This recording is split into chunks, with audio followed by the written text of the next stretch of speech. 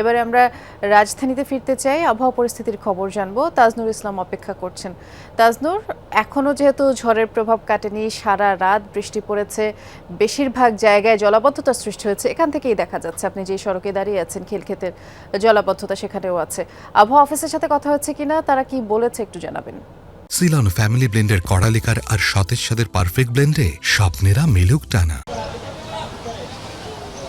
দেখুন, আজকে সারাদিনও ভারী বৃষ্টিপাতের সংখ্যা যে রয়েছে বা সম্ভাবনা রয়েছে, সেটি গতকাল থেকে আবহাওয়া অফিসের যেই বুলেটিনগুলো প্রকাশিত হয়েছে, যেই বিজ্ঞপ্তিগুলো প্রকাশিত হয়েছে, সবগুলোতে কিন্তু একই কথা বলা হয়েছে। এবং সকাল থেকেই ঢাকার আকাশ বেশ মেঘলা, এক রকমের গুমট পরিস্থিতি, এবং যে কোনো মুহূর্তেই আসলে আকাশ ফেটে আবার যে বৃষ্টি নামবে সেটি কিন্তু খুব স্পষ্ট। তবে যে বিষয় যে জলাবদ্ধতার যে ব্যাপারটি গতকাল থেকেই বলা হচ্ছে, গতকাল দুপুর থেকেই রাজধানীর বিভিন্ন এলাকা থেকে যে জলাবদ্ধতার খবর পাওয়া যাচ্ছে, সেই জলাবদ্ধতা এখনও বেশ প্রকটভাবে রয়েছে। এবং আমি যে এলাকাটিতে এখন রয়েছে, খিলক্ষেত নামাপাড়া, সেখানেও সেই একই রকম পরিস্থিতি। এবং দেখতে পাচ্ছি যে একটি শিক্ষা প্রতিষ্ঠানের সামনে আমরা দাঁড়িয়ে রয়েছে, একটি স্কুল এখানে, এবং সকাল থেকে এই স্কুলে অভিভাবকদের সঙ্গে কোমলমতি শিশুরা সেই স্কুলে প্রবেশ করছে। এবং এই জলাবদ্ধতার কারণে তাদের স্কুলে প্রবেশ করতে যেই ভোগান্তি বা যেই রকমের অসুবিধা তাদের হচ্ছে, সেটি কিন্তু একেবারে স্পষ্ট। এবং একই সঙ্গে যেটি বিষয় দাঁড়িয়েছে যে এই জলাবদ্ধতার কারণে গাড়িগুলো এত বেশি আস্তে চলছে,